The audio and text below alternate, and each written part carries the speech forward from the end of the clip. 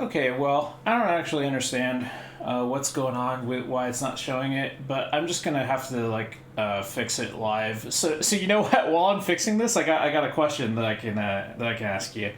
Go Um, for it. yeah. So what do you think about all this kind of like D&D debacle that's going on recently? Oh, the OGL. Yeah, Yeah. I'm very familiar. Um, it's not legally clear how relevant this actually is because it is sort of uncharted territory. Mm-hmm. Technically, so for those who don't know, Dungeons and Dragons has something called the Open Game License, which was something implemented by Wizards of the Coast, who's the company that owns actual Dungeons and Dragons, and it basically says, "Hey, you can make official D&D content, and you're good to go." And theoretically, this is what enables people to make homebrew D&D campaigns, stuff like this, and monetize it. And there is a new edition of D&D on the horizon. And as part of that, there was a leaked change to the OGL that was going to basically make this no longer the case to one degree or another. And there was a big uproar about this. There has since been some backpedaling from Wizards of the Coast, WotC. We'll see whether or not that actually holds. Ultimately, we won't really know what the OGL is going to be until we see it, the final version put out. But when it comes to the actual effect that this has, it's not exactly clear to me that it's going to be significant because there's a big legal question as to whether or not Wizards of the Coast even has the right to tell you whether you can or cannot or how you can make homebrew or other content associated with Dungeons and Dragons.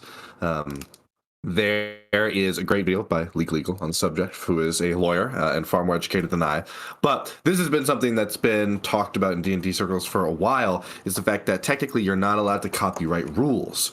So, for example, if I were to go out and make, a new class for Dungeons and Dragons, it is debatable whether or not that would fall under the copyright or the trademark or any sort of the legal protections that Wizards of the Coast has. If I just said, oh, well, this happens to be compatible with 5th edition, right? If I go out there and say, oh, well, my new class, I'm going to make a new class, the Shaman. It just so happens to be level 1 to level 20, just like Dungeons & Dragons 5th Edition. It just so happens to use 1st, 2nd, 3rd, 4th, 5th, 6th, 7th, 8th, 9th level spell slots in the same configuration as the Cleric class does in Dungeons & Dragons. It just so happens to give you features on those 20 levels in the same spacing that all the other D&D classes do, where at 5th level you're going to get 3rd level spells. You're going to be getting a subclass that gives you features at 2nd, 7th, 9th, and 13th, and 17th levels. Whether or not that is actually something that Wizards of the Coast could go and be like, hey, you're not allowed to do this because it's compatible with our rules. That is something that is undecided. And I think that's going to be the most important thing. Because if it is the case that Wizards of the Coast can't do that, then, I mean, they can go kick rocks. The OGL really doesn't do jack shit other than, the very limited stuff it already does do in Homebrew, which is the licensed material within Dungeons and Dragons. For example, you might notice if you ever go buy a third-party monster book, they might have their own dragons. They might have their own vampires, but they're not going to have their own beholders. They're not going to have their own mind flayers because those beholders, mind flayers, those are copyrighted like material of Wizards of the Coast, right? That they own Mind Flayers as much as the MCU owns Iron Man, or I should say Marvel owns Iron Man. But if it is the case that if we go back to that shaman example, that Wizards of the Coast would have a legal claim, well, then the OGL really matters quite a lot. But until that question is settled, I think it's really up in the air whether or not this matters at all. So what I had heard was that a lot of people were really pissed about them. They were seemingly backpedaling on, like they had, I guess, a really permissive OGL before, and they were trying to Yep. get more restrictive, and a lot of their community was pissed at them about it. And I heard like a lot of people are planning to just switch to Pathfinder or other gaming systems or so stuff like that. Do you have anything to say about that? We'll see. There's a very famous screenshot of a Steam group called Boycott Modern Warfare 2. And it's a Steam group called Boycott Modern Warfare 2. And this screenshot was taken presumably, the day after Modern Warfare 2 came out. And it's a picture of the members page of Boycott Modern Warfare 2. And you can see all the little Steam members. And they're all playing Modern Warfare 2. So we'll see if there's any sort of significant market movement. I suspect not. People play 5e, and D&D for very good reasons. It is the most accessible, it's the brand name, and it's what everyone else plays. I'd be pretty surprised if there's significant movement. But I guess we'll see. I think the biggest thing is probably a lot of the prominent content creators. You know, Matt Colville, MCDM, are already now supposedly working on their own RPG. If that becomes a permanent thing, that could be quite significant. We'll see if Critical Role ends up moving. I would be very surprised if that's the case, but if they did, that would be massive. So I think when it comes to individual content creators that are very prominent in the space, you could see significant change, but I'm going to need to see more than angry people on Twitter to convince me that, you know, the most popular tabletop RPG is about to start hemorrhaging players. Do you still play D&D recently? Oh yeah, I'm running a game tomorrow. Oh, nice. Yeah, I've got a campaign going as well. I'm playing a lizard folk bard who is a punk rock guitarist, and it's a lot of fun. Oh yeah. But, yeah, no, me and my RL friend group, we're absolute D&D fanatics. I think technically we have like 7 games running right now. Not all of them run actively, but oh yeah. I don't know how you'd have time for 7 games at a time. I feel like I could maybe run actively. Like a bunch of them are on hiatus right now, but like basically everyone has a game that they run that everyone else is in. So then there's like I think 5 of us, so there's like 6-7 games kicking around right now, and then there's sort of some second order magnitude removed games, like a game that I run with a couple friends from that group and a couple other people and stuff like this. Nice. All right. Well, I guess. Do you want to get started on this movie? We're doing a Cold War propaganda thing today.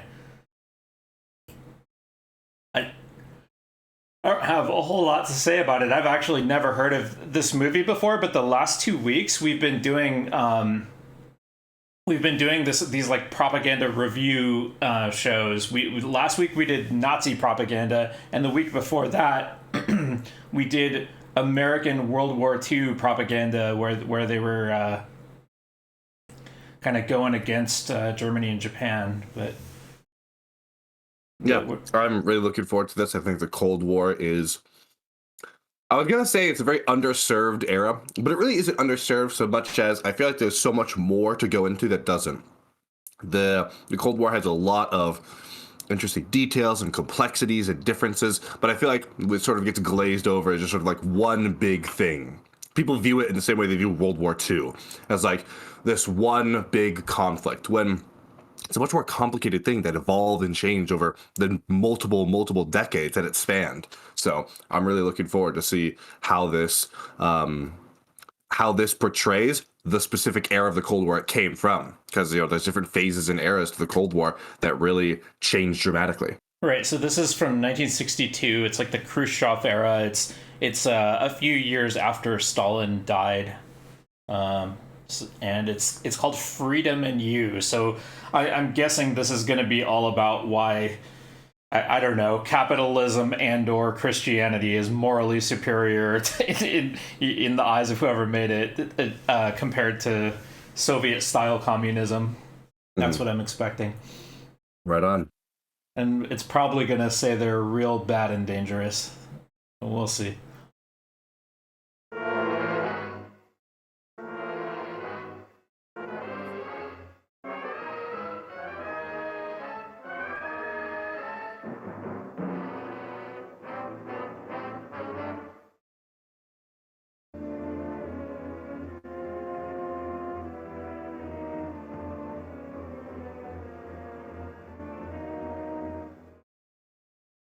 Frightening, isn't it? From all appearances, this community could be in Iowa, California, Tennessee. It looks like an American town. Is it possible to turn it up at all? Sorry, I'm having trouble hearing it. As a matter of fact, you can find apple pie here and ice cream, too. But appearances are deceptive.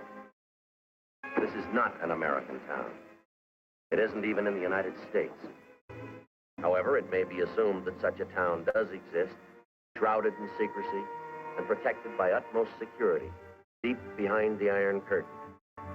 Russia seems to have plenty of barbed wire to enslave its own people, to keep freedom out.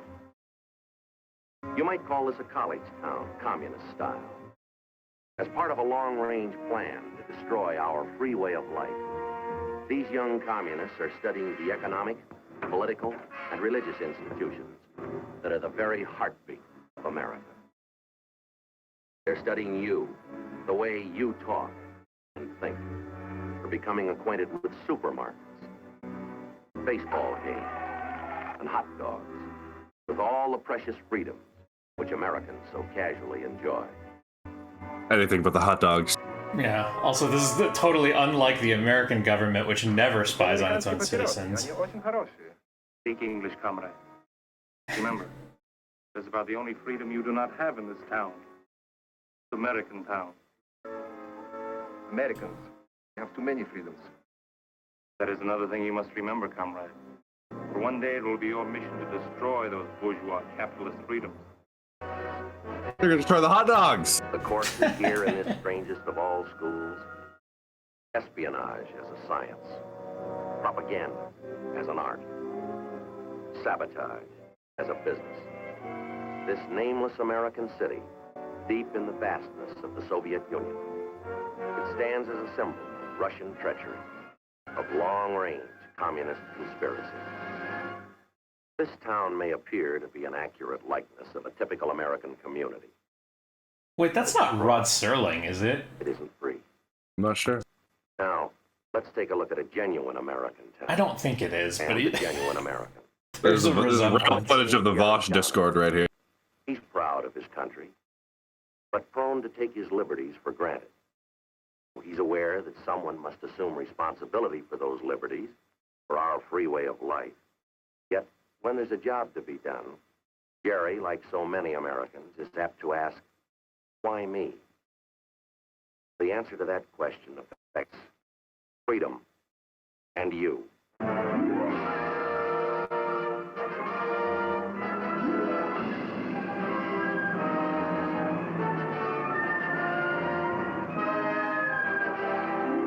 This is Jerry's house, and that's Jerry's little boy, Jimmy. He's the fastest runner in his class.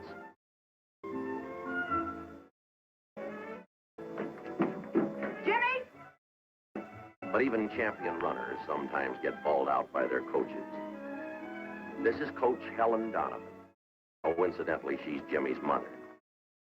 That hand you see belongs to Linda Donovan, girl mechanic and oldest daughter of the Donovan clan. Wow, girl This mechanic. man who looks like a love So story progressive. Bernard is Bill Martin, Linda's boyfriend. Bill wants to be a lawyer. Sooner or later, he'll have to face the fact that he'll never be able to outtalk Linda. This dignified young lady is Sally Donovan, escorting Jerry Donovan as he leaves for work. He has a special interest in Jerry. He's her father.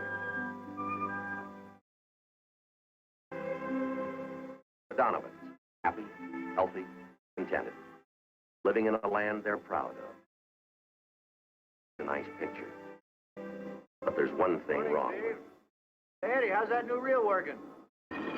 BGG. Hi, George. How goes it? Morning, Bertha. What'd you say? Morning, Bertha. Bertha, that's what I call my lathe. It's sort of a nickname. All right, sweetheart, the vacation is over. Now we go to work.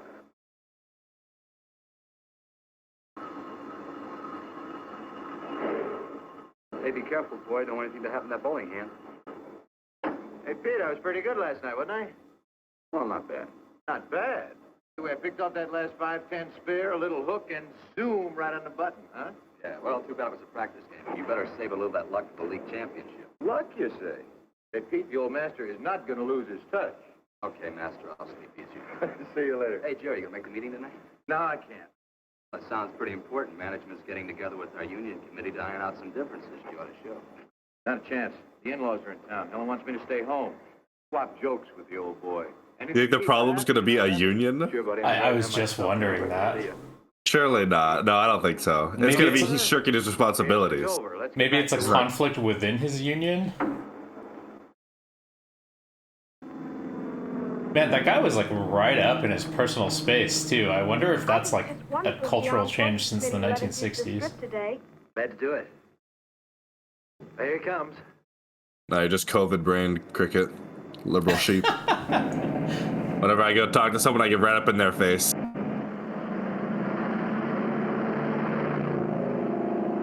Just like put your hand like right by in front of their face like that. God, this looks so boring. This guy, imagine going to races. Holy, I can't believe it. Just go watch a YouTube video of a card, like, dude, Jesus. Break any records? Take a look for yourself. 103.92. Hey. Ready? You can spread the word. We're ready for the Salt Lake Flats. That's sensational. Terrific. You're a cinch in those road races. You can also tell him that I owe it all to my mechanic. Jump in here. We're going for a ride. Thank you. See you, Freddie. Bye. See you.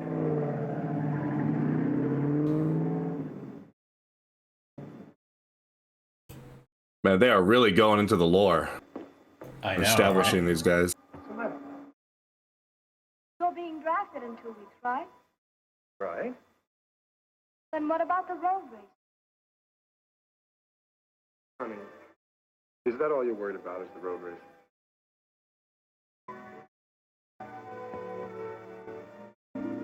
I think maybe they wanted it to feel like a TV show of that era. Maybe that's why all the background lore. No, that's why it's so boring. I'm Bill Martin. I'd like to see Major Barnett. Just a moment.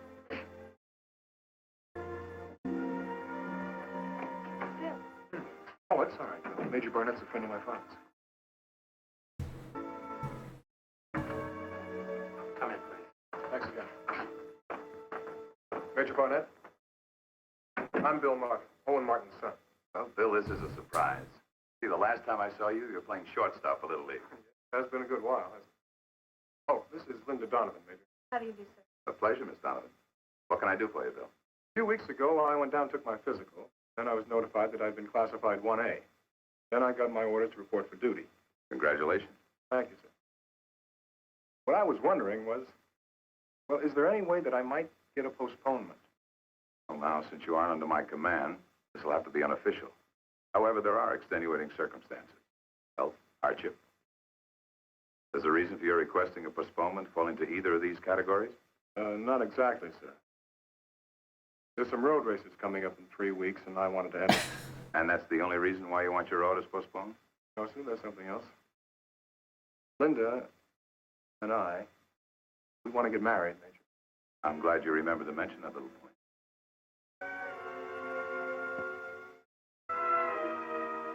I'm glad you remembered to mention that little point. Oh, yeah. Well, does that mean that I'll get the postponement? I'm afraid not. Oh, well, I thought if a guy was getting married, then he'd get a deferment or something. You know. Getting married's a big responsibility, Bill. But entering the service is also a responsibility. Now, here in America, the bulk of our military power is made up of citizen soldiers, like you. People serving their country where and when they're required. Now, for our armed forces to function effectively, each individual fighting man must be able to assume the responsibility of the unit. That's his privilege, as well as his duty. Now, that doesn't mean you shouldn't get married. But if you really feel you're ready for marriage, 2 weeks should be as good as 2 years. Well, so much for freedom. True. Freedom ain't free. Thank you very much for your time, Major. Good luck, Bill. I'm just reminded of that Truman Show scene where the wife is explaining like the slicer and dicer normal conversation. About those road races. I guess we didn't figure on breaking any records anyway. We'll see you. Bye. Bye. See, now that is a realistic depiction of America because he just had a whole meeting scheduled for something that could have been an email. Hey, Jerry, don't be good to that lady. Oh, she's good to me. I'm good to her. So long. Have a nice weekend. Same to you. Sorry you can't make it tonight, Jerry. Yes, see you, Pete. Yeah.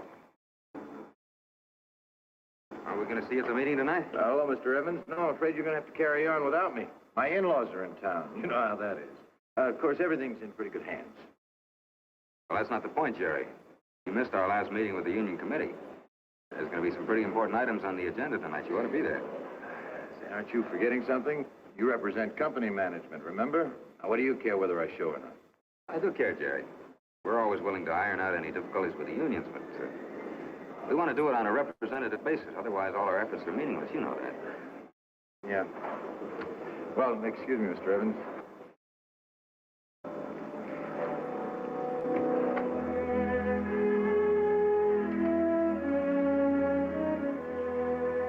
Anybody home? Oh, hi there, partners. What? Hey, what is this? You bad guy, take away our land. What? He's on the warpath. You better send for the cavalry. Take him prisoner. Tie him up on Hill of Red Ant. Oh, now, wait a minute. I don't happen to like ants. You sit on that hill. Now, you got this all wrong. You see, I have to be a good guy. Sit. Yes. Hey, where are you going? Get him honey. Ants love honey. Oh, now, just a minute. All right, Indians, time to wash up. Dinner's almost ready. Ah. Right now. Dessert in the wigwam later. Oh, Well, you saved me from a fate worse than death. Oh? How come we're even doing so ordinary? Well, don't you remember you have a union committee meeting tonight? I just want to make sure you could make it. They don't expect me. I told them that your folks were coming here for dinner tonight. Oh, honey, Mom and Dad aren't due in for another week yet. Now you have plenty of time for the meeting, huh? Helen, you don't understand. I knew that your folks weren't going to be here tonight. You knew you... Well, then why all the I just nonsense? told that to the fellas to keep from going tonight. Oh. Besides, my favorite TV show is on. Wouldn't want to miss that, would you? Would you? Well, Jerry, you missed the last meeting. Don't you think you should be there? Honey, nothing ever happens at those meetings. Just a bunch of guys sitting around listening to themselves talk. Base propaganda telling you to go to local government. Now, the important thing that really has me worried, No. what's for dinner tonight, stew or hamburger? Ha, ha, ha. There. Oh, boy. You like that? That smells good. I thought so. Jerry, would you say that I was a nag? Well, no more than average. Well. A bad answer. This one. What? This morning, you told me that you wouldn't be able to make the PTA meeting next Wednesday, right? That is right. Old Mrs. Potter reminds me of a lovesick hippo. Besides, Wednesday's my bowling night. Oh, Jerry, can't you think of anything besides bowling and television? Well, the way you talk about that PTA, you'd think it was some kind of a hush-hush government meeting to determine the future of the nation. They can struggle along without me. Well, what about Jimmy's father-son banquet tomorrow night? He's been counting on that for weeks, you know that. Well, now that is different. Wouldn't miss that for the whole world. Besides, I wrote my speech already. Oh? Yeah, I've been rehearsing it all week. Listen to this. Members of Troop 28 are gathered here tonight to discuss the ways and means of finding homes for Super Ryan 16 lollipops. How does that sound? Pretty bad. Yeah. No, I can hear them applauding already. Well, No, thank listen, just one more question. Just one. What about your reserve meeting, your next one? You missed the last one, and you missed the one. Well, honey, you go to all did. of those. All right, I'll tell you what. I will talk to my secretary in the morning and find out if my schedule will permit me to go to the next one. So quit bugging me. Bill Martin's here. I asked him to stay for dinner. Hey, that's good. I wanted to talk to Bill about how his team can beat state this year. Again? Well, he didn't listen to me last time. Bill, the list of play you've got to watch out for. Now, their quarterback takes the snapback. Right. He hands off to the left half, who goes wide. So how are they going to get around these No, but that's just it. He doesn't try to go around. He throws a running pass, but by now he's got 2 men in the open. What is this? Hey, Mom. Linda's putting coffee on her strawberry. Linda put coffee on a strawberry. All right. You finished your dinner now. You can be excused. Hi, Daddy. Good night, beautiful. Listen, you please move up, will you? Night, Daddy. Good night, Jimmy. Night. You good boy. Coffee on a strawberry? Well, I never thought. Hey, go to bed. Really, Mother, how can he be so childish? Well, Linda, you have to admit that coffee over strawberries is a rather strange combination. Is there something on your mind? How can you tell?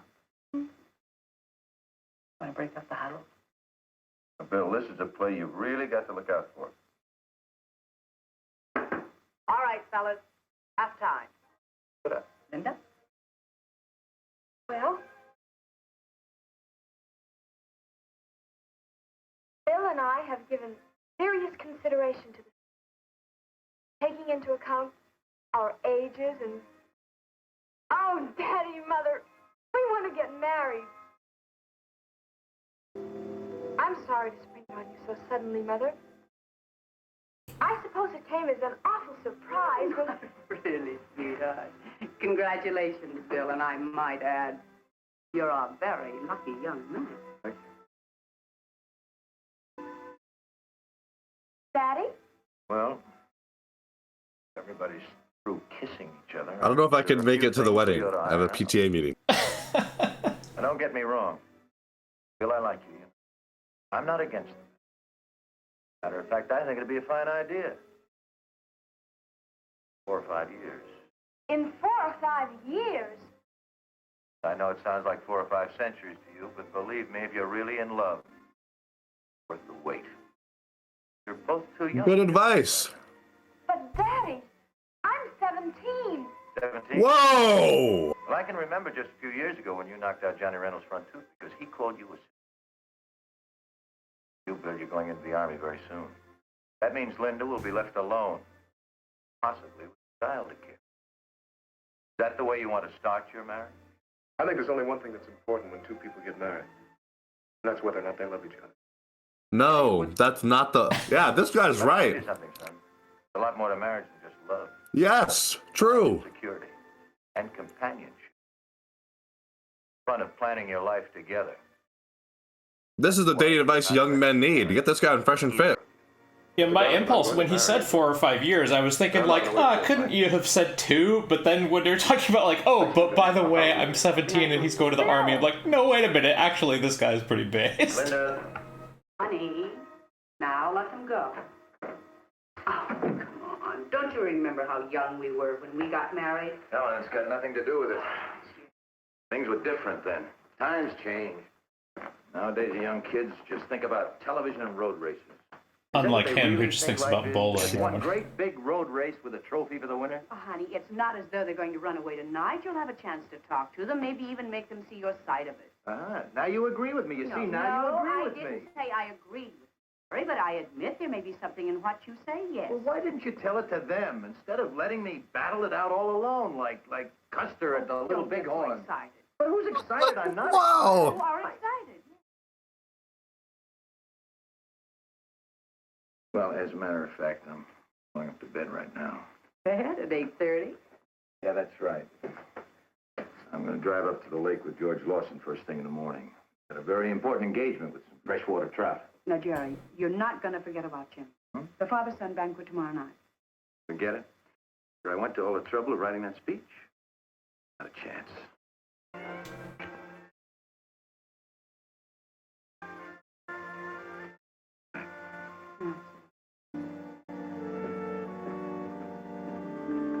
Kids these days just want to go on their road races. Mom, I'm all ready. Mom? Look here, sweetheart. My goodness, you're a little bit early, aren't you? Come on over here and let's take a look at you. Well, this could stand a little bit of straightening, and that hat. Let's see how it... I think you'll pass, Trooper. I think you'll pass inspection. Dad home yet? No, but he will be soon. So why don't you just sit down and watch television till he gets here? Okay. Just flick the knob. Just flick the knob. Oh, all right.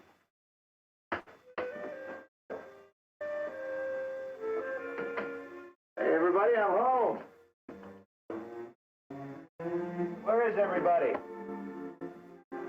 Helen, come here. I've got something to show you. These are beautiful, not one under 2 pounds. And I caught my lip. What's the matter? I told you never to hold dinner for me when I'm out What's fishing. dinner, Jerry? What? Wasn't dinner.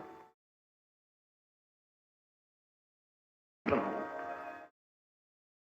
I meant to be back in time for that banquet. Oops. I just forgot. I believe you. My bad. Use you.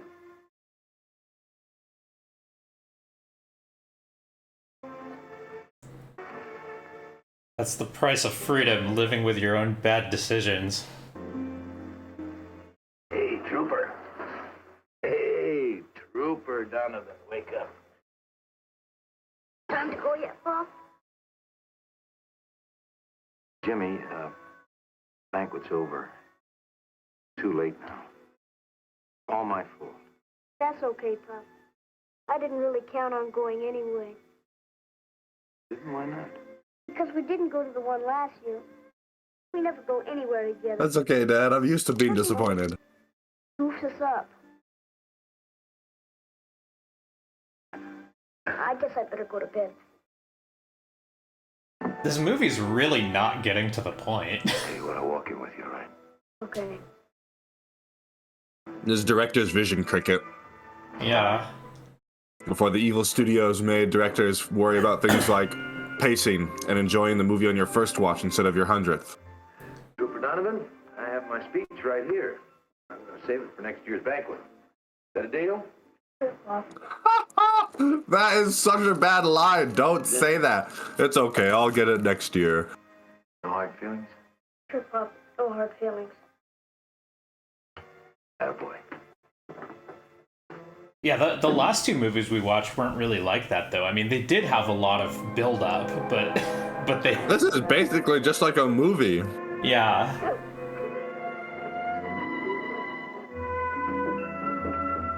Helen? Helen? This is real footage of what life was like before Jordan Peterson invented 12 rules for life. Here, my orders. It's weird how they're for a pro-American film, they're portraying America in a kind of unsympathetic way. Well, it seemed like a good idea 2 months ago, but now I wish they'd let somebody else do the job. Any particular Yeah, reason this guy's why? probably Jordan Peterson's dad. I'm actually gonna pause it here. It's funny you say that because I think you're right, but I think you actually see a lot of this in the ways that like sometimes populists will complain about like, well, America's too soft, we're too weak against like China or Russia or our enemies. A lot of times I think the people that are most sort of concerned with the America aggressively asserting itself and being strong and stuff turn a lot of their anger on fellow Americans because in their mind, other countries are these implacable foes that, you know, in comparison to the Americans that they know, who they have a much more, you know, flawed understanding of, don't stand up. It's sort of like a the grass is always greener type situation. You know, people think of Russia as this impossible wall of Soviet will and iron and tanks, all this stuff. And then when they look at America, they just see normal people. But because they don't have that sort of holistic view of Russia, it's sort of an unfair standard that they sort of use to then compare their fellow countrymen to. Yeah, I agree. That's true. It's just like I'm just noticing how much of a contrast that is to the last couple of movies we watched. Because like, for example, last week we watched Triumph of the Will. It's a famous Nazi propaganda film, and the tone of that film was like almost entirely positive. They had very, very little negative. I mean, they had a couple of lines of like. Negative things to say about the enemies of the Nazi Party, but they just kind of glossed over that. And for the most part, it was Germany is so cool, and we're all unified, and we're all on board with the the plans of the Nazi Party, and you know we can achieve everything we want together. You know, and it's just it's in such stark contrast to this. I don't know. And I think it goes back to, or sorry, you finish your thought. Oh, I was going to say, like, do you have an opinion on which of those is more effective? I think they're both effective. It goes back to something I've talked about before. And something I think about a lot in these days is how important it is to have different views as part of the same movement. It's important, you know, if you want, you know, your movement of, you know, taking over Germany to both have people that are going to give the positive message of portraying Germany as this amazing thing, but also sometimes crack the whip and, you know, get people going. I think it's actually really important to have sort of multiple views, even if they're sometimes, you know, contradictory, being espoused to the people that you're trying to reach. I think people's views are contradictory all the time, and sometimes having that sort of dual message of, you know, we're great and we're awesome, but you need to do better, you need to stop being lazy, is actually really critical. Yeah, I mean, I'm trying to compare that to like the movie last week where, you know, in a couple of the speeches, they would say stuff like, we need to be careful of people who are going to be dragging our movement down, and we need to get rid of the weak people so that it's only the best of us that are in the party or something like that. And it seems like in that case, it seemed very unsympathetic to the people who they thought were failing to live up to the Nazi ideals, right? Whereas this one, it seems like maybe it's going like purposely in the hard opposite direction, where it's saying like maybe your neighbors aren't doing the best that they could do to help out America, but you know, we're gonna try to. I don't know. Like I guess I'm not quite sure yet what they're gonna try to do with this. Maybe it's gonna be like, well, these people have their personal failings, but they're gonna learn their lesson, and you know when they see with the real danger posed by the USSR or something. I don't know. I think so. I think it's going to be a story about how it's important not to shirk your civic duty, because it might seem like small, but ultimately not going to things like your union meetings and stuff like that contributes negatively to our social fabric. And if we want to, you know, get the job done against the Soviets, then everyone needs to do their part. Yeah, I'm really curious what they're going to have to say about the unions, though, right? Because like back then, like unions were kind of associated with communism, weren't they? Yeah, I mean, I think they're probably just going to be dodging all of that, to be honest. And like I don't get that. What's the point of all? I mean, I don't. I mean, I guess we're gonna find out. Like the point of all this subplot about them wanting to get married and all this kind of stuff. It just seems like maybe they're just doing it to make you more sympathetic to the characters. It's hard to say, but I care about these people now, Cricket. They're going to get married. They're gonna get married, yeah. Well, they're exercising their freedom, and the parents are trying to oppress them or something. I don't even know like what's the angle they're taking on this, because it seems like the dad actually did know what's up. Yeah, we'll see. Bad time, that's all. The kids will be getting out of school. Bowling team has a chance to win the league championship. Now that means there's trouble with Bill and Linda. I'll get it. Hello, Bill. Hi, Mr. Donovan. I came by to see Linda. Well, that's fine. Come on in. And then sit down. Make yourself comfortable. Thank you. Evening. Hello, Bill. I'll tell Linda you're here. Thanks, honey. Smoke? Thanks. I just got something that might be of interest to you. What? Memento from Uncle Sam. Congratulations. Yeah. The way it looks to me, Bill, that kind of puts us in the same boat. Just forget that I'm a few years older than you. Fact is, we both face the same problem. What problem? Going on active duty. Of course, in your case, it's a little bit different. Younger, married. Aha. But I intend to get married, Mr. Donovan. I'd like to talk to you about, Bill. See how it is with me? Just 2 weeks, and I'm going to have to worry about Helen and the kids for the time I'm away. But if a man doesn't have a family to think about when he's in service, he can start with a clean slate as soon as he gets out. Sounds to me like you resent having to go. I don't. And I'm not going to wait 5 years to marry your daughter. Thanks for the smoke. Good night, Dad, we won't be late. Good night. Yeah. I wish I knew what to do to pound some sense into these kids' heads. Oh, Jerry, I think these kids have more sense than you give them credit for. I'm going to turn in. Good night, beautiful. Don't you want something to eat? No, I had a sandwich on the way home. Jerry, sweet dreams.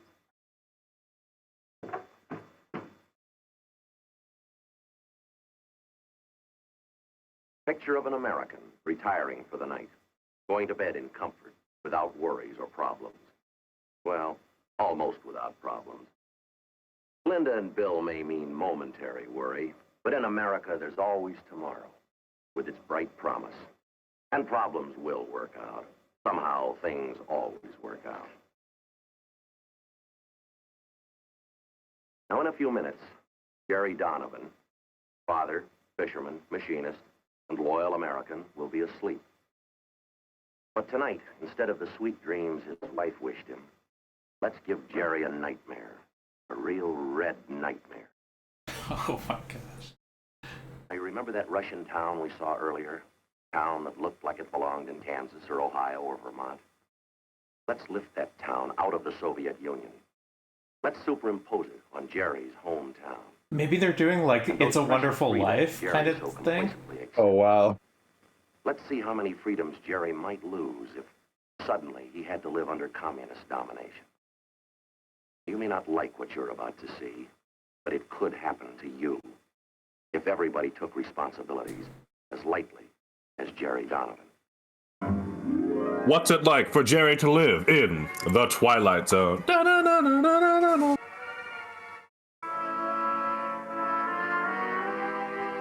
In case anybody's not familiar with It's a Wonderful Life, it's this story where this guy wishes he was never born, and then it goes into a episode of where he sees what the world would be like without him, and it eventually ends up regretting it and comes back at the end. He's so grateful for his family and everything.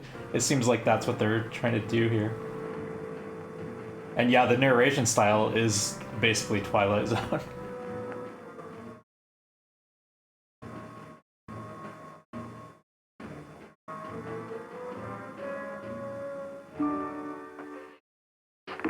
Charlie, will you hurry up with the coffee? All right. I've only got one pair of hands. Jerry's a little confused.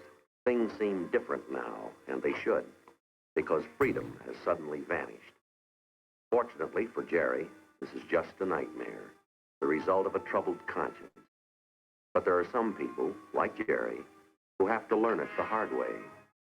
And this is the hard way. Wow. Your permit number, please. Permit number? Operator, I don't have a permit. I just want to call my house. I want to talk to my wife. No personal calls are allowed without a permit from the commissar. We'll get off the line, please. Operator.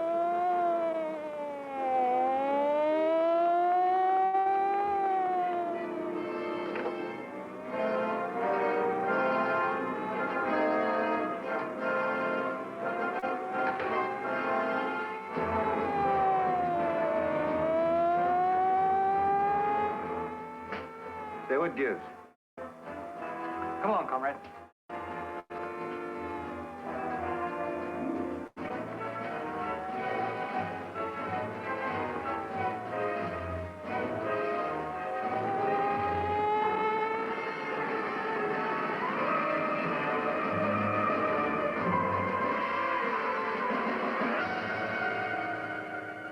My congratulations, comrades. Now that you've become acquainted with the enlightened communist system, in contrast to the outdated capitalistic way of life, you are now prepared for the next step of your indoctrination, which will be most difficult. When the moral fiber of the United States weakens and the economy collapses under the pressure of competitive coexistence, you will assume control. You will move into every phase of American political and economic life. It will be your responsibility, comrades, to purge the minds of the reactionary Americans so that they will welcome the enlightened Soviet system and conform without resistance to the dictatorship of the proletariat. Thanks to you and your dedicated comrades, the whole world will soon bow to the hammer and sickle. But remember, we must be alert for the slightest sign of weakening of the bourgeois capitalists. You will find that duplicity, deceit, treachery, and inconsistency can be effective weapons against these gullible Americans. Again, my congratulations, comrades. Continue the good work. Another meeting that could have been an email. Say, could you tell me what... Yes, comrade. Nothing, never mind.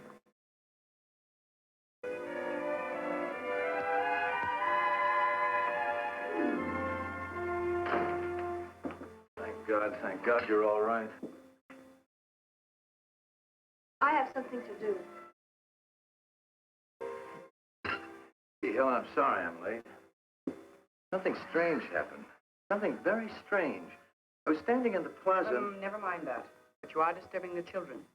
Their meals are to be consumed without interruption. I don't blame you for being sore, but I'll make it up to you. Tomorrow night we'll have an early dinner at the steakhouse. Take the kids to the drive-in movie. That would be quite impossible. Tomorrow night you've been selected to address the parent-teacher committee. What? Oh, no, there must be some mistake. They don't want me. What would I talk about? How Jimmy's team lost the Little League championship last year? The subject of your address has already been selected for you. The theme will be how the new communistic life benefits children. Wait a minute. What if I don't want to talk about that? What if I don't want to talk at all? I would advise you not to object. Recently, the party learned that you were on the debate team while in school. They were very disturbed that you kept this fact a secret. Oh no. Experienced speakers are needed by the party. I gotta get out of here. Very good use of you. That's right, and next week you will make another speech to the young pioneers. Oh, really? And what am I to say? Or does the party have that figured out, too? Your topic will be communist youth and industry. You will tell about the success of the school reform plan and the record yield of corn harvested on the children's farm. Is it that everybody knows what I'm supposed to say except Am I me? crazy, or was that little girl not part of their family before? Did they just have an extra daughter? No, she was. Okay. Remember that they were playing Indian cowboy? Well, I just happen to be your father. If you don't mind listening for a minute, there are a few facts I'd like to explain to you. Oh my god. Sergeant, check the kitchen. You look in the back. I'll be upstairs. Hey! What is this? Where do you think you're going? We have no time for explanation. Already we are 15 minutes behind schedule. I don't care who sent your why. You're not going to take another step until I see your warrant. Warrant? We need no warrant. As a member of the Young Communist League, your daughter has volunteered for farm work. Be transported immediately. Truck is waiting outside. Let me get something straight. You say my daughter volunteered? That is correct. Here's the signature. Requesting transport to the People's Collective. Signature on that piece of paper is false. Everything you've said is a lie because my daughter would never leave here of her own free will. Sergeant! You know, his daughter did want to get married to a guy who he disapproved of, so apparently she would Daddy? leave of her own free will. It's true, Daddy. I did volunteer for farm. Oh my god. Brenda, why? The party convinced me that I should free myself of the lingering bourgeois influence of family life. Getting married as an allegory for communism. Sharing property with another person? What is this communist nonsense? Do not What is it? interfere. Proto red pill right For here. my own good. Comrade Donovan, do not think that your deviationist remarks shall be overlooked. Be reported to the proper authorities.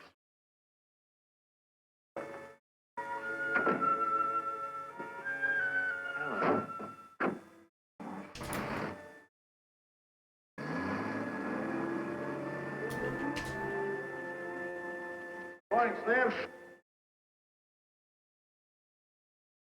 Hello, Rice. How's it going? Hi, Mike.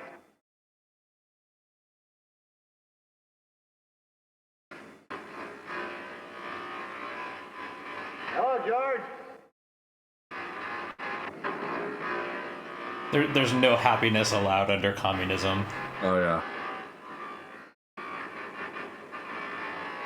Hey, what's this quota business? It's today's work, comrade.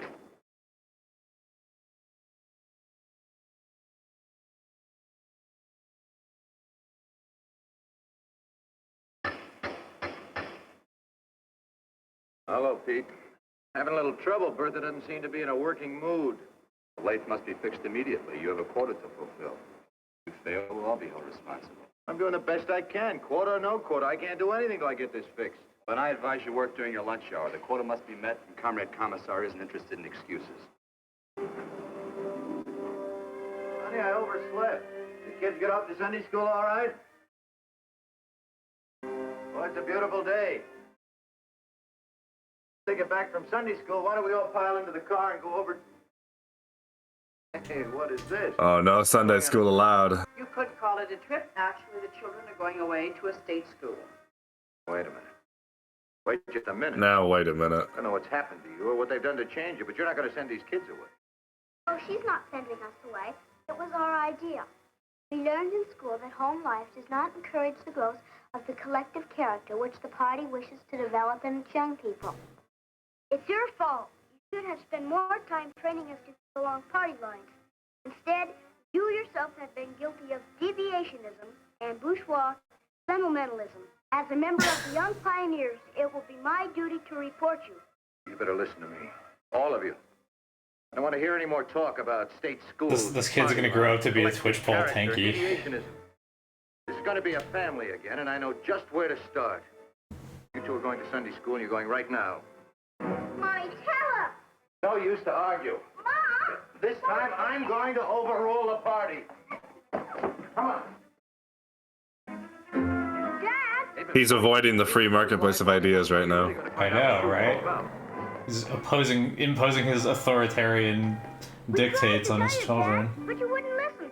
There is no more Sunday school. Please take us home now, Daddy. Everybody's looking at us.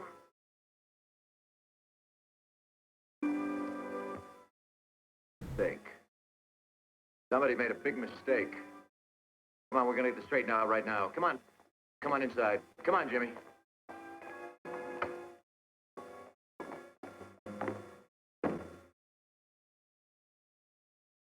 What's happened? What have they done? Keep your voice down, comrade. Otherwise, I shall have to report you. Who put these displays in here? This is a house of worship. You are mistaken. This is the People's Museum. And I warn you once more. This place is a lie. Everything about it is false. These models? This was not invented by a Russian. The man's name was spelled Alexander Graham Bell. And he was an American. Get that, comrade. Everything on this table is as phony as the town. They're Russia washing us. Communism.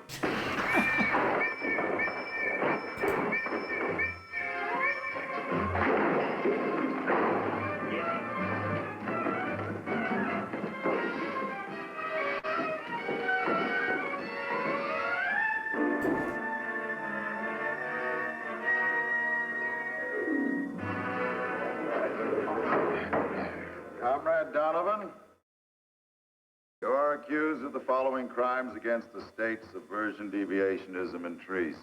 You've been given this opportunity to make a public confession of your treacherous violation. Now, just a minute. This is supposed to be a trial. Who says I'm guilty of anything? Where's your proof? State needs no proof. It is up to you to prove your innocence. How can I prove my They're innocence? on What I'm Cardassia. accused of. Subversion against whom? Deviationism from what? Treason against what government? Prisoner has been given his opportunity to confess. I ask now that he be sentenced. Now, wait a minute. You've got to listen to me. They say I'm guilty of crimes against the state, but it's the state that committed the crime. They broke into my home without a warrant. Armed soldiers. They took away my daughter. Desecrated a house of worship. Placed religious... This is what they did to Daryl Brooks. He was just trying to get a fair trial. A museum. Even tried to turn my own kids against me. My wife. Helen, you were there. You know that what I'm saying is true. Tell them.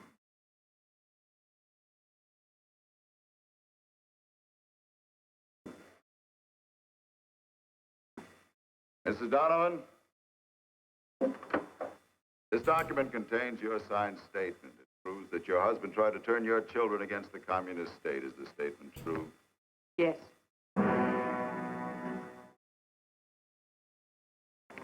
Lieutenant Martin. More proto red pill. Comrade You can't trust any woman, not even your wife. Comrade Malenko. These documents contain your signed statements. They prove that Comrade Donovan is guilty of deviationism and treason. I want you to tell the court if these statements are correct. I will ask you each in turn. Comrade Kuchesnov. Yes, statement is true. Comrade Malenko. But in the American version, she was the one who was kind of smarter about what was going on. The evidence against the prisoner is overwhelming. I ask now that he be sentenced immediately. I want to see those statements. Maybe I'll have a few words to say in my own defense. More proto red pill. He's getting me too'd. All they have is just confessions, no hard evidence.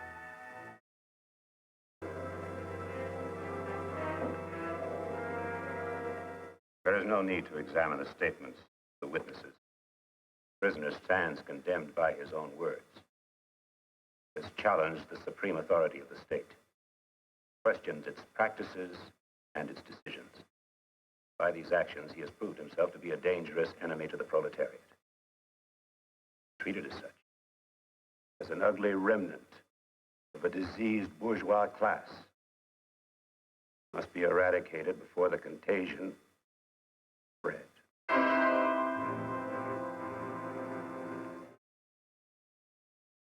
Comrade Donovan, you are hereby sentenced to shot. Time and place to be decided by the court. Shot. I suppose that's the only sentence you could give me. Because there's no place in the communist world for a man who believes that all men were born free. The right to search for the truth. That's what you're really afraid of, isn't it? The truth. In a communist society, the state is the author of truth. And it will tolerate no questioning of its authority to define what is true. That's where you make your mistake. Because communism isn't a system of government. Communism is a system for producing robots, slaves, who talk and think exactly the way you want them to. They deviate from that pattern even a little. Like America that never had slaves. Destroy them and start all over again. This is what Twitter was the day before Elon took over. Right. You rattle off a lot of fancy words, don't you? Like imperialism, deviationism, proletariat. There's one word you don't use. There's one word you fear. USA! USA! Freedom. Oh my god, he just destroyed them! When we believe your phony promises and lies, can you? We let down our guard. No wonder they're against market economics. They just got destroyed in the marketplace of ideas. Facts. You've got a long wait. Because we believe in freedom. A brainwashed slave is no match for a free man in any kind of a fight. And don't you forget it. Aren't they proving otherwise right now? Seems like a free man is losing to a brainwashed slaves. That's two brainwashed slaves here. That's not fair. That's not. All bets are off.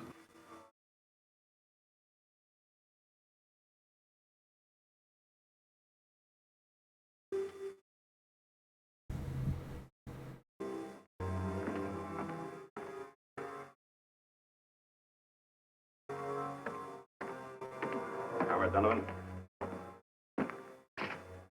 Comrade Donovan, do you know why you're here? I can guess.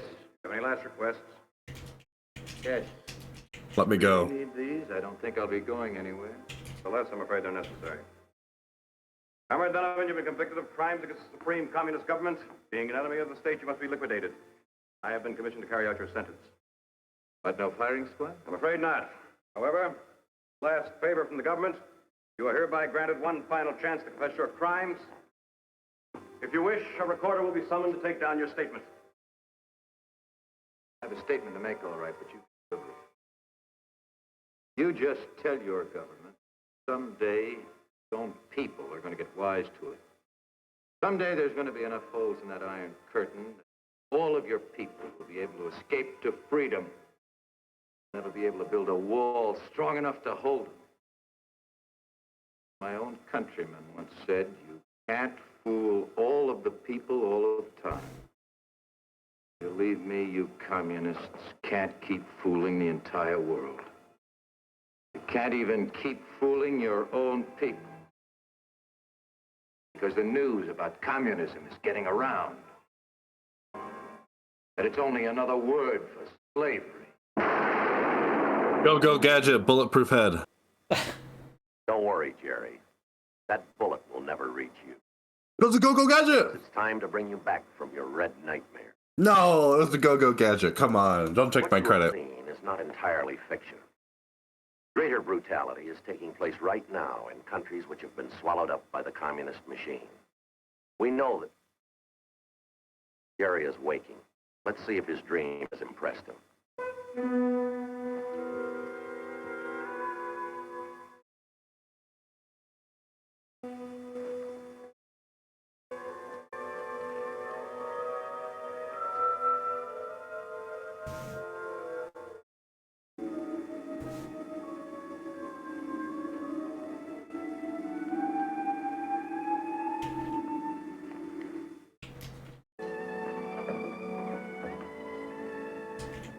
Helen? Yes, darling. Helen? Honey, the kids polished off the eggs. Would you mind cereal? Sure, it'll be fine. Just Good morning.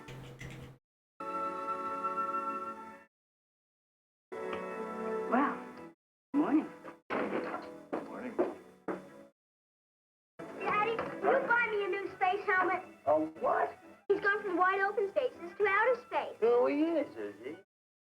Yeah, I guess we can put you in orbit all right. You get a space helmet. Hey, Mom! Mom!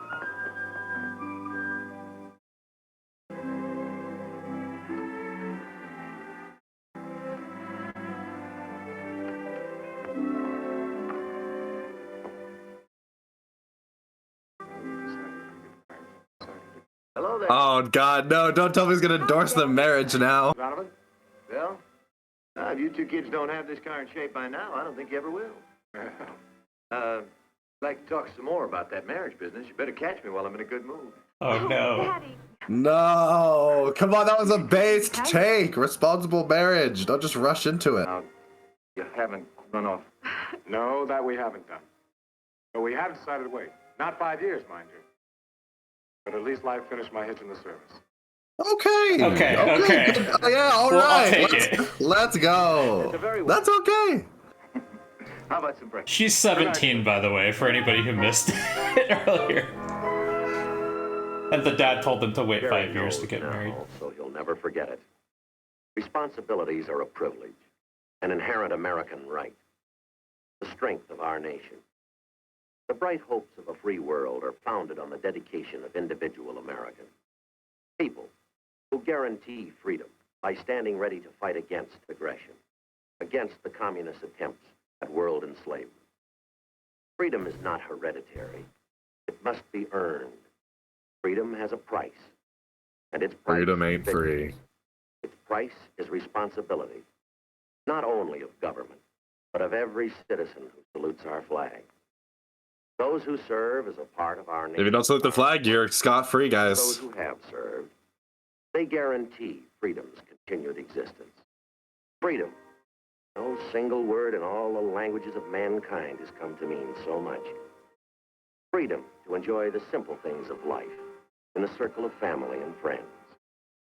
Freedom to work at a vocation of our choosing. To vote in open elections for the candidate we believe best qualified. To come, to go as we please. Freedom to own property. To enjoy the priceless heritage of life, liberty, and the pursuit of happiness. To marry, raise a family, with belief in the dignity of the human spirit. To study. in the Communists are field of not our allowed to choice. believe in the dignity of the human They get spirit. indoctrinated at the woke institutions. That's what they really mean. Freedoms that spell America. They represent a way of life that has become the farthest advancement of mankind on this planet. The world community is always threatened, as it is at this very minute, by predatory nations poised to destroy, to devastate, to enslave the world's people. To prevent communism from consuming the entire free world, there stands but one man. That man is you, the individual, the American. You and millions more like you. As our military might guards the continued existence of freedom and peace under God, our strength and shield is you, the civilian who respects his responsibilities, and the American in uniform.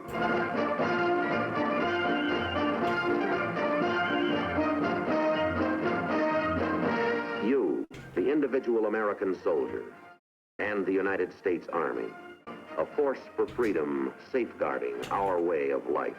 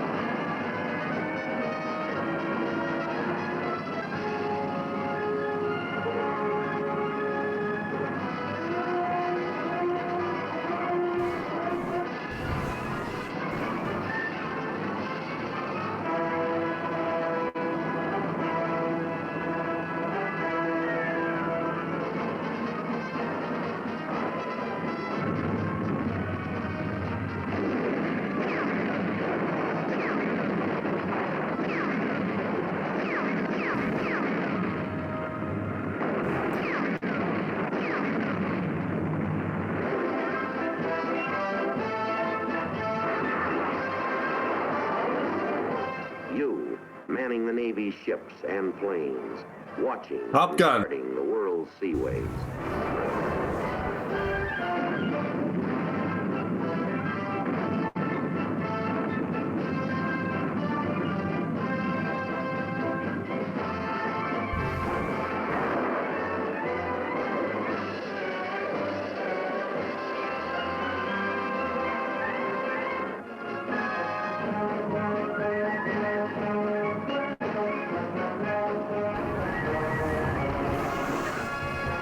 And you, in the Marine Corps, standing strong and ready to preserve the world's peace.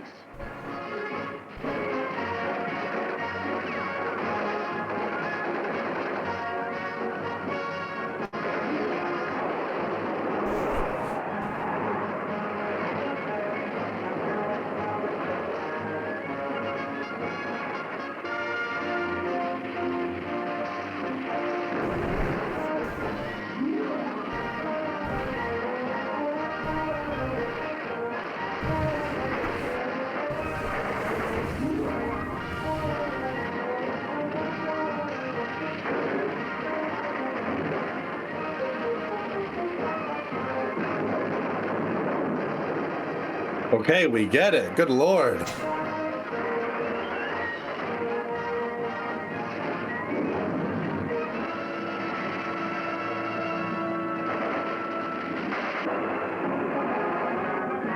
feel like I'm about to see like a special code I can go sign up for War Thunder with.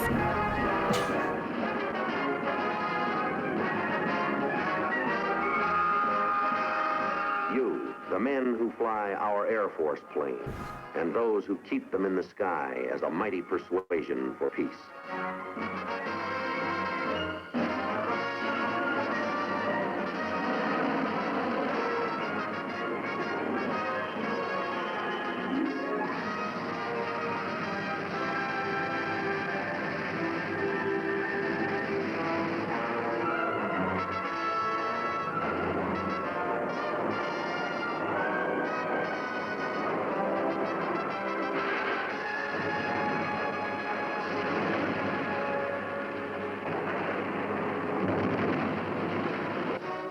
As long as our soldiers and sailors, airmen and Marines are skilled in the use of modern and efficient weapons, fired with imagination to adventure into the future, the chains of communist slavery never will close on the free world. Fired with imagination. There stands that one man. That man is you.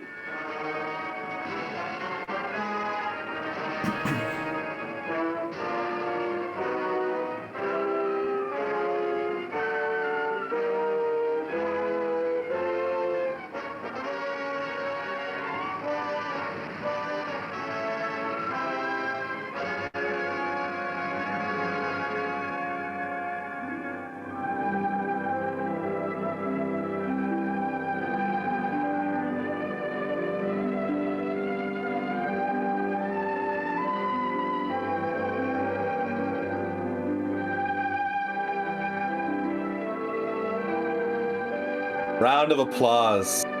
Performance of the century right here. Eat your heart out, MCU. There were a lot of loose ends, honestly. Like, we never got to see the union meeting. We never got to see the union meeting. We don't know how that connects to communism. We don't know if the dad is gonna suddenly start remembering to go to PTA meetings, or he's gonna stop. I think he's gonna go to those, but yeah. They're leaving a room open for a sequel. The greedy studios, that's all they do.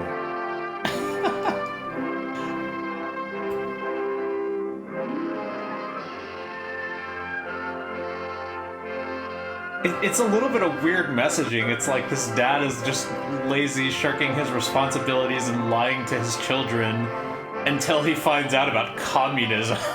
Yeah, well, that's what it's all for. I mean, if you don't, if you steal fares on the public transit system, that's you take your country to communism. Although it's funny, we joke, isn't there literally some like old school World War II propaganda poster about like if you are riding alone, you're riding with Hitler? Hold on, let me. Really? Oh yeah, hold on.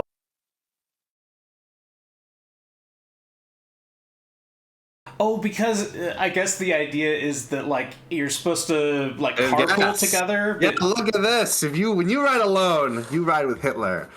Join a car sharing club today. See, this is the kind of propaganda we need right here. This is public transit is the only way to defeat fascism. Oh, it's funny. I got something right here, man. Any of you who think that was an unrealistic portrayal of life under communism, explain this. Explain this article. Just came out yesterday. I cried all night. Millions of Chinese lose access to World of Warcraft and other hit games. Unbelievable. The evils of communism right here. This must be the nightmare that we're going to wake up from tomorrow. Yeah. We'll find out. No, they listen really... to this. Quote, when I woke up, I still didn't want to accept it, end quote. One you said on Weibo. He was having the dream. Oh my God, I can't believe how prescient, how predictive, how powerful Freedom in You by Charlie Dean Archives was. Man. Yeah, I don't know. I feel like this movie was not as well done as either of the two that we saw the last couple of weeks. It just like I think this is the kind of movie whose this is the kind of propaganda whose flaws are more exposed by how sophisticated a propaganda is today.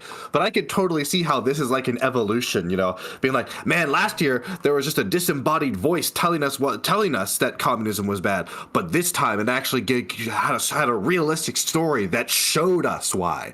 You know, they were actually providing us evidence. I could totally see that. So I wonder if Americans of this time would have been very familiar with the propaganda films that were made by, for example, the like Triumph of the Will. Like, would an average American have seen that in 1962? Do you think? I'm not sure. Because it seems like the way that this movie went, I almost want to say that they're like purposely contrasting it with that, right? Because in Triumph of the Will, it seemed like they were making a big point of like all Germans are unified, we're all the same, and they're really like downplaying the individuality of the particular people in the Nazi movement. It's like everyone is just part of Germany together, and in this one, it seemed like you know there was just. Like we were saying in the first half of this movie, they seem to be doing quite a lot of this, like portraying America as if it's not unified. There are cracks in our ideology and so on. By the way, one of our chatters pointed out there were 0 black people in this movie, right? And this is during the era when America I think there was one. I think there was one in the shop. Yes, because I remember there was when the narrator said something's wrong, and then it cut to the shop. There was one black person there, and I thought for a second, oh my God, are they going to say like the one thing wrong is the black person?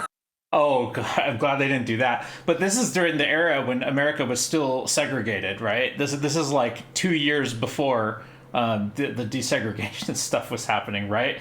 And I wonder if they purposely avoided showing anything about that because it would undercut their message of American freedom or something, right? Yeah, I mean, 1962, that's 2 years before the 1964 Civil Rights Act. So This is right in the heat of the civil rights movement.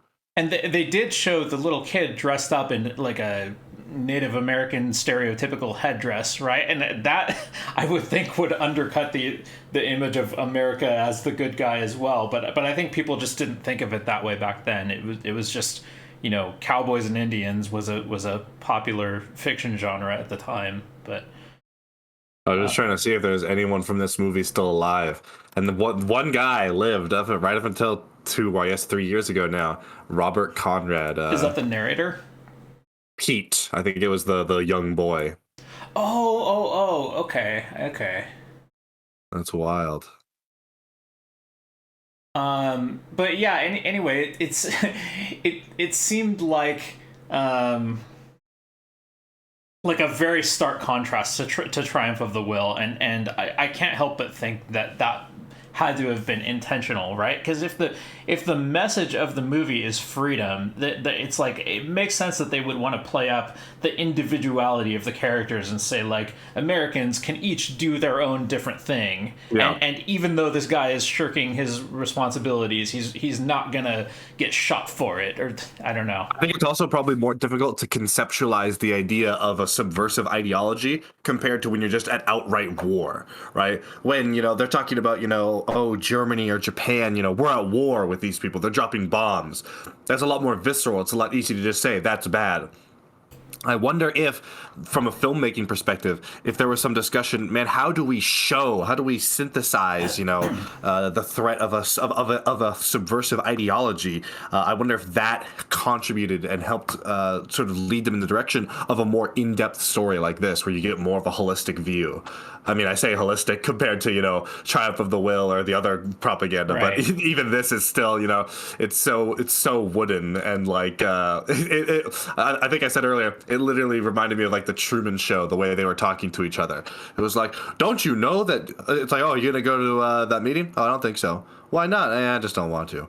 Don't you know that responsibility is an important part of being a citizen of the United States of America, and it's your civic responsibility? Like, it reminds me of the Truman Show. Let's see if I can actually find it. Yeah, I mean, it makes sense that the message they're trying to get across is a little bit more subtle. Yeah, hold on.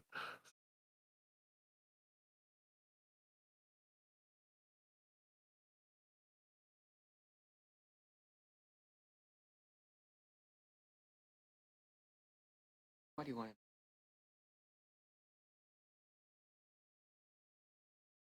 That's not true.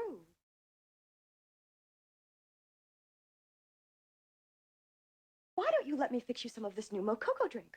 All natural cocoa beans from the upper slopes of Mountain Nicaragua, no artificial sweeteners. What the hell are you talking about? Who are you talking to? I've tasted other cocos. This is the best. Like, I feel like you could slot that into this movie we just watched perfectly with some of the conversations. And it would almost make sense too if they're purposely trying to contrast themselves with communists. It could almost make sense to say like, but we're the based capitalists now. Now look, check out all the great products that we have as a result of that. But no, it also reminds me of some of the sort of lost history of like The Simpsons and how it was originally like a parody of like other shows with these very nice, perfect families. Much more in the style of what we were shown in this Cold War piece of propaganda compared to like the messy, Bart getting punched by Homer and stuff like this. And I mean, back in the day, that was a big cultural issue. I think it was there was some I think it was the Republican. There was a Republican primary debate in, it would have been 1980 or 84. No, it would have been 80 because 84 HW was just up for re-election, so there would have been a primary. No, it must have been, 1980. There's some clip of George H.W. Bush talking about, we don't want the Simpsons, we don't want families like the Simpsons, we want families like, and he lists off some, other show. This is during the presidency. This is during the presidency of George H.W. Bush that he said this. So this is around like 1990-ish. Okay, yeah, never mind then, because sorry, no, it would have been if it was during a primary debate, it would have been 1990, not 1980, because 80 is when Reagan goes up. Unless he said it, I guess, during a primary debate against Reagan, because HW did run in 1980, but then lost Reagan, and we got our ticket. Anyways, point is, stuff like that really reminds me. The Simpsons didn't exist in 1980, though. Okay, yeah, there you go. But The Simpsons was parodying like this style of TV when it first came out. It was like a mockery of all this like Leave It to Beaver style family sitcoms that were the norm before that. Yeah, let's see if this has a clip. My name is Jim Brooks, one of the co-developers. We don't care. Blah blah blah. Show us the president. This just happens to us. We, of course, not bothering anybody, keeping to ourselves, was over. And then George Bush addressed the Convention of Broadcasters in the United States, said this. I'll tell you something. We are going to keep on trying to strengthen the American family, to make American families a lot more like the Waltons and a lot less like the Simpsons.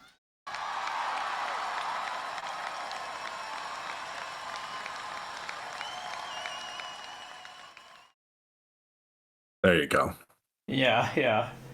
Um, so yeah, I'm actually a little bit surprised that they didn't lean into the capitalism angle more in this movie. I mean, they touched on it a little bit with at the end. They're like, you have the right to own property, and then they did show the guy at his workplace, and he's got the quota under communism. But other than that, they didn't really talk very much about. Yeah, I think it was a lot more just about lifestyle. Yeah, exactly, and and the lifestyle is that everyone is very serious and very obedient under communism, which, by the way, like, I think that there is some amount of truth to that, right? If you were living in East Germany at the time or so, life probably was a little more serious and grim, and you really were under the boot of authority to a greater extent than you were if you were. And I mean, of all the places you could have chose, East Germany is perfect because the Stasi, man, right? That was super heightened, especially compared to anywhere else in the Soviet Union. Especially, I mean, if you're like in Eastern Berlin, man, there are some pretty credible assessments of trying to figure out exactly how many people were informants of the Stasi, and it's a pretty scary high number. Yeah, so like the message that they're trying to get across, it's not that it has no merit to it. Like of course there is, these were totalitarian governments that they were talking about, and so if you had to condense their propaganda message down to like one sentence, it would probably be a sentence I'd agree with. But obviously they're a little bit unsubtle about it, and they're also kind of, I don't know. This movie has an interesting relationship with the flaws of American society, because it does show some of them, but then it hides others. Mm-hmm. Yeah, this is the East German secret police that Flowtrace is talking about. It's and there was a big culture of paranoia at the time in East Germany. It was 274,000 people in its history. I think that's over its history, not at a single time, but 173,081 unofficial informants. Wow. And the population of East Germany at the time is, I don't even know, probably 20 million-ish, 30 billion-ish, something like that. Yeah, and I imagine there's also going to be about 16 million people. 16 million. I know you also have to keep in mind this is also going to be heavily concentrated in places like Eastern Berlin or other places, as opposed to, more of the countryside. Right, so if you're living in a place like that, you really do have to be careful what you say in front of. Oh yeah, I mean, it is like the example of a chilling effect, where you don't even need to necessarily actually have informants in every conversation, but if people think they're informants in every conversation, it's going to have a desired effect of suppressing, any sort of discussion or dissent, even expressed privately. Yeah, exactly. And so the result of that would not be quite what you see in the movie. It wouldn't be everyone going around like, yes, comrade, communism is the greatest. Like, it's not like that's all they talked about in communist societies. But I think it's true that, they did not have freedom of speech like Americans have almost at all. Yeah, I mean, it's the idea. I don't know if you're familiar with the panopticon. Oh, yeah. Perceived. Yeah, it's a powerful thing just to think that you're being observed and being able to credibly create that idea in people's heads. So this is like in prisons where they have the tower that watches over the whole prison. That it's like that concept. Yeah, the idea is that is of a theoretical prison that's constructed just like this, where there's a central tower that can be seen out of but not seen into, that's looking at all the cells. And and as a result, one person could theoretically cause all these prisoners to think that they're being watched. That it's sort of more of a philosophical idea than anything else, is the idea that if people believe, you create the idea that you may be being watched, you can affect people's behavior without even needing to directly take action. Just making people think that they're being recorded or being perceived, observed, is enough to intensely change their behavior and motivate them to act differently. Right, so this movie is at the same time pointing out that feature of communist societies, but it's also using that feature itself, right? Because it's using this fear of the subversive ideology that probably isn't going to take over America, but they're presenting it as if it is. I mean, it's not quite the same as the fear of being watched, right? But it's sort of like this. They're using this kind of like psychological feature of that people are not very good at knowing how to deal with probabilities that are low but not zero, right? Like if you tell people there's a 1% chance of something, it's just I sort of think our brains are not really made to do probabilities at that resolution, right? It's I think we have in our brains basically it's like definitely not, and like maybe, and then like probably not, and like I think that's about as deep as it goes, like intuitively. And so therefore, like somebody who's not very math brained, if you tell them there's a 1% chance of something, they just register that as like, well, maybe it'll happen. I don't know. So I mean, obviously they didn't even say 1% chance in this movie or anything like that, but yeah. But it's just they're playing to an audience that probably isn't encountering communism in their everyday lives, though, right? And they're trying to say like, but there's this looming fear of a subversive ideology, and therefore you better go to your union meetings and your PTA meetings. Yeah. I mean, it's a significant challenge. I mean, regardless of whether or not we think they're right or wrong, I mean, you could make a similar comparison to trying to motivate people about climate change, right? Whether or not, they were right or wrong about communism, whether or not we're right or wrong about climate change. Yeah. If you tell someone there's a really big problem, but it's super far away, it's not very tangible, its effects are delayed, and we need to make sacrifices up front. I mean, that's a hard sell for any human being. It doesn't matter what you're trying to get them to do or what you fear you're trying to promote to them. Yeah. Although it seems like the fear, the Cold War fears were probably more effectively promoted than the fear of climate they're change. a lot more tangible. It is still, the Cold War is still less tangible than World War II, but it's probably more tangible than climate change right now, especially for someone living in America who hears about like, oh, there's potentially these hurricanes were caused because of our jet streams getting clogged up, which is a result of, versus seeing a country like East Germany like under communist rule. It's still probably a lot easier to try to hammer that home to people. Yeah, and I think just having a human enemy, like giving them somebody to direct their fear and anger and hatred towards, is probably more emotionally compelling than anything you could say about natural disasters. Mm-hmm. It's more motivating, I guess I should say, right? I mean, obviously people are afraid of natural disasters, but it's hard to get them to do anything about it other than flee or maybe buy insurance. Yeah, or blame the Rothschilds. Well, I don't know. You got anything else you wanna add about this movie? No, I don't think so. I think that's basically it. It was a really fun watch. We're sort of seeing the evolution of propaganda film by film.